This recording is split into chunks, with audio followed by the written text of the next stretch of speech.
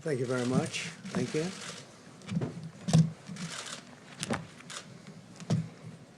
Good evening. I'd like to provide the American people with an update on our efforts to protect the integrity of our very important 2020 election.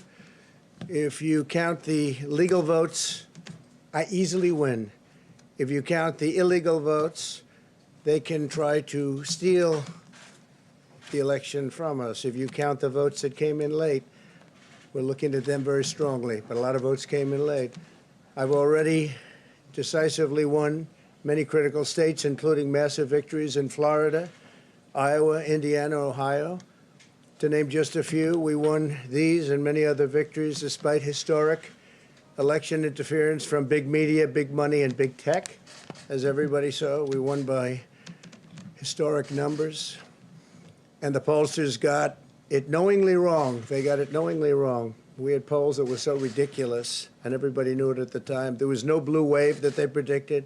They thought there was going to be a big blue wave. That was false. It was done for suppression reasons. But instead, there was a big red wave.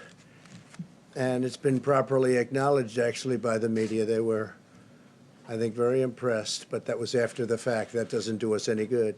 We kept the Senate despite having twice as many seats to defend as Democrats.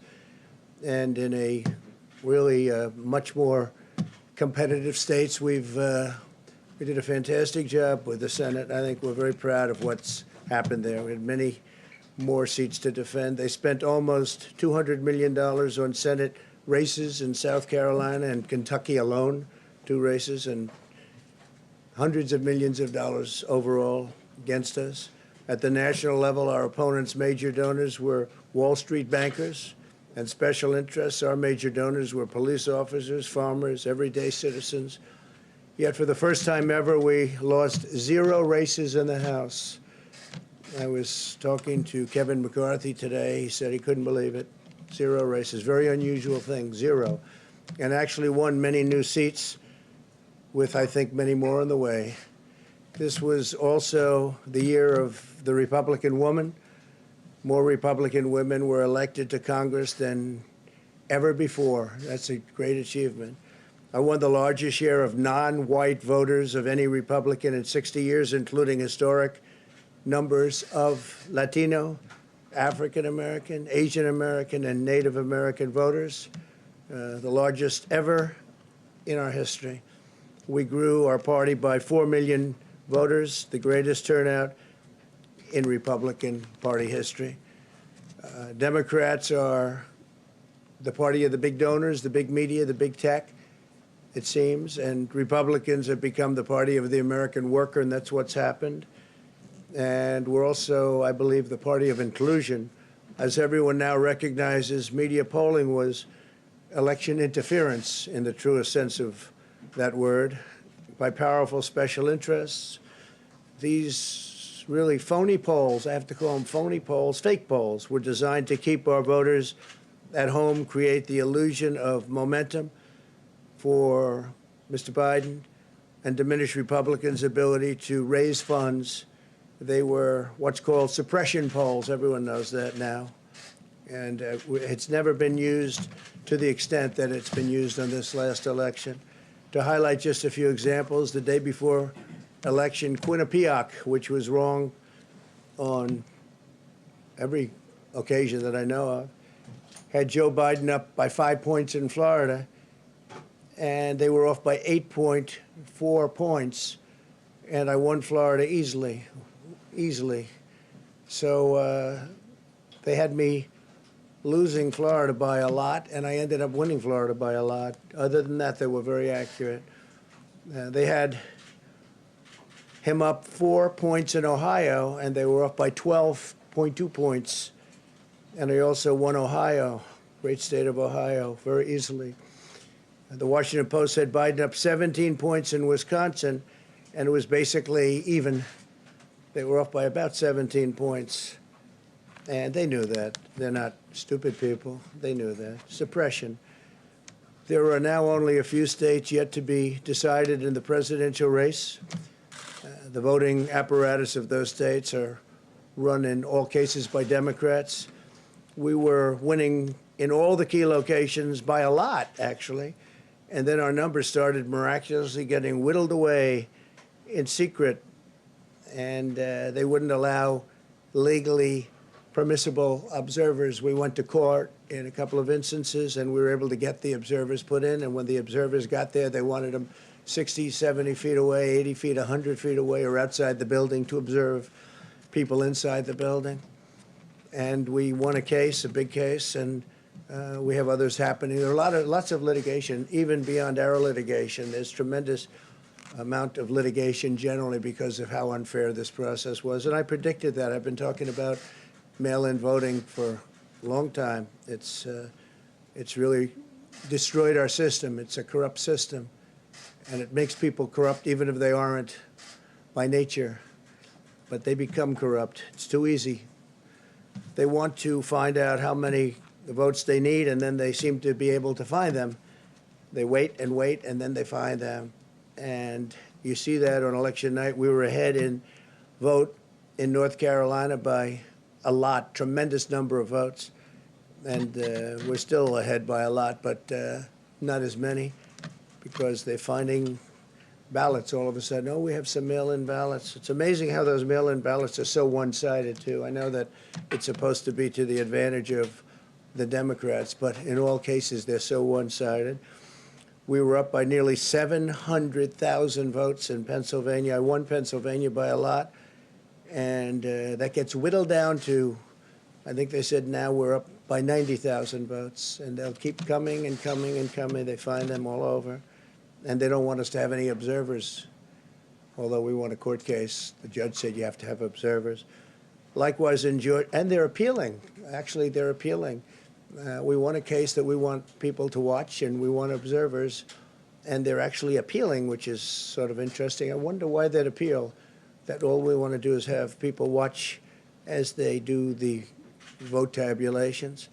Likewise in Georgia, I won by a lot, with a lead of over getting close to 300,000 votes on election night in Georgia. And by the way, got whittled down, and now it's getting to be to a point where I'll go from winning by a lot to perhaps being even down a little bit. In Georgia, a pipe burst in a faraway location, totally unrelated to the location of what was happening, and they stopped counting for 4 hours, and a lot of things happened.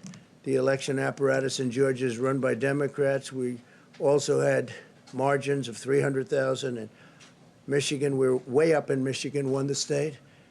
And in Wisconsin, we did likewise fantastically well. And that got whittled down. In every case, they got whittled down. Today, we're on track to win Arizona. We only need to carry, I guess, 55% of the remaining vote, 55% margins, and that's a margin that we've significantly exceeded, so we'll see what happens with that, but we're on track to do okay in Arizona.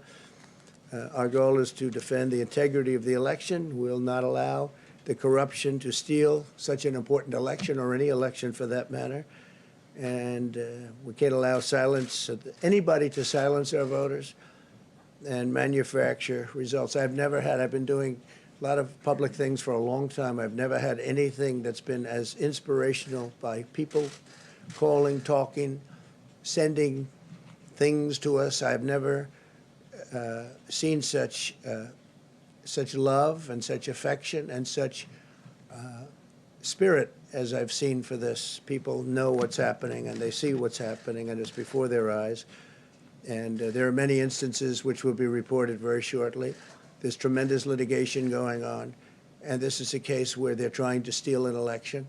They're trying to rig an election, and we can't let that happen. Detroit and Philadelphia, known as two of the most corrupt political places anywhere in our country, easily cannot be responsible for engineering the outcome of a presidential race, a very important presidential race. In Pennsylvania, Democrats have gone to the state Supreme Court to try and ban our election observers, and very strongly. Now, we won the case, but they're going forward. They don't want anybody in there. They don't want anybody watching them as they count the ballots. And I can't imagine why. There's absolutely no legitimate reason why they would not want to have people watching this process, because if it's straight, they should be proud of it. Instead, they're trying, obviously, to commit fraud. There's no question about that. In Philadelphia, observers have been kept far away, very far away, so far that people are using binoculars to try and see, and there's been tremendous problems caused. They put paper on all of the windows so you can't see in, and the people that are banned are very unhappy and become somewhat violent. The 11th Circuit ruled that in Georgia, the votes have been in by Election Day, that they should be in by Election Day, and they weren't. Votes are coming in after Election Day. And they had a ruling already that you have to have the votes in by Election Day. To the best of my knowledge, votes should be in by Election Day. And they didn't do that.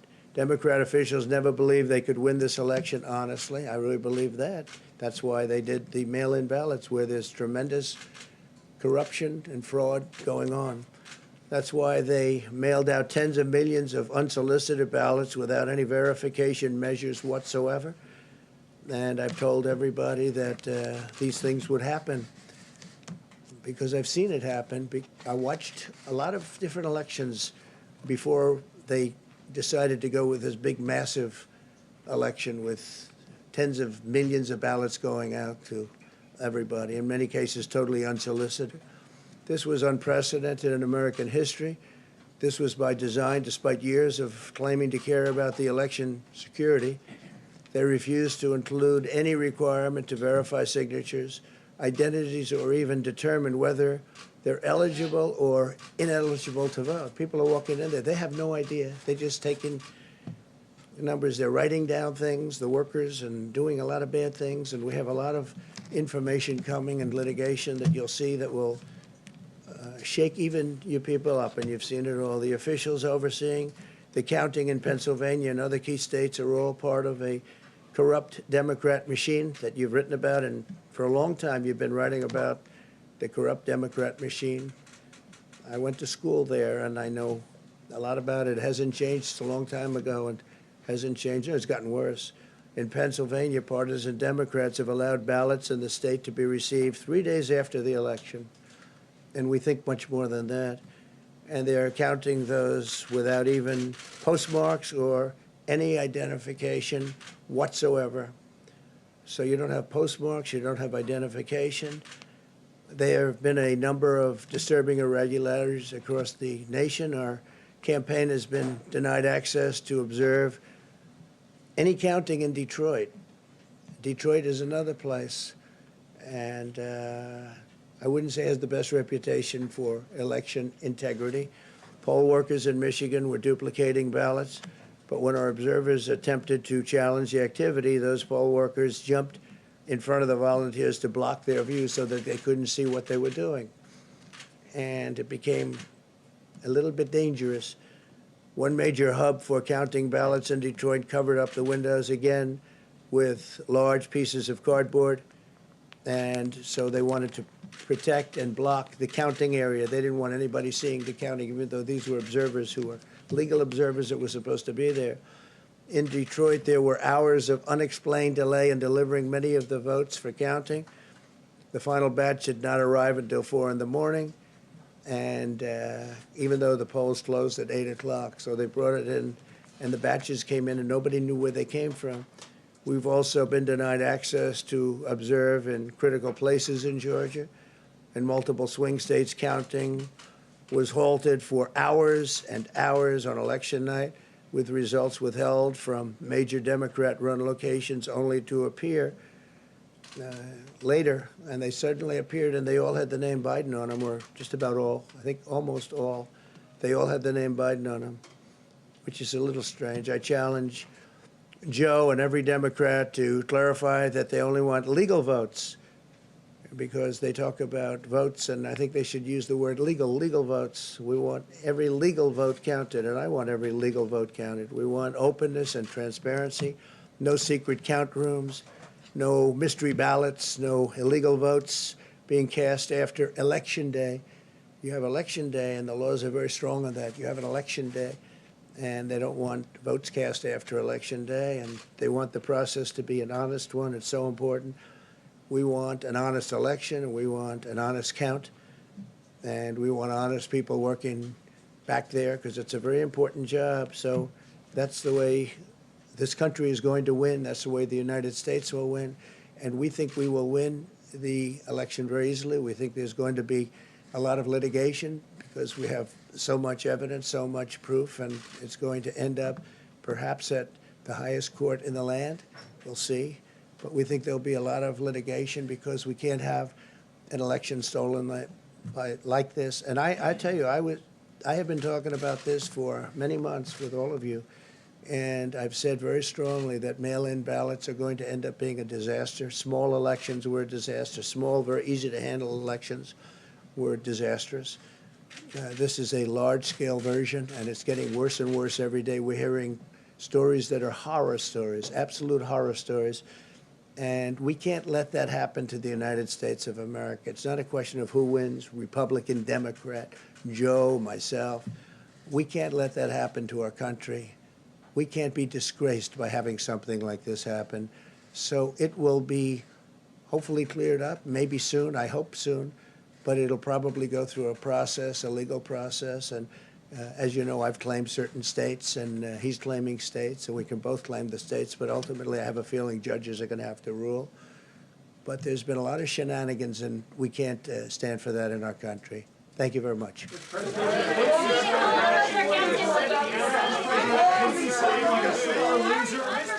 Are you being a sore loser? Why is the president undercutting this process? Haley, are you here as press secretary or Trump advisor?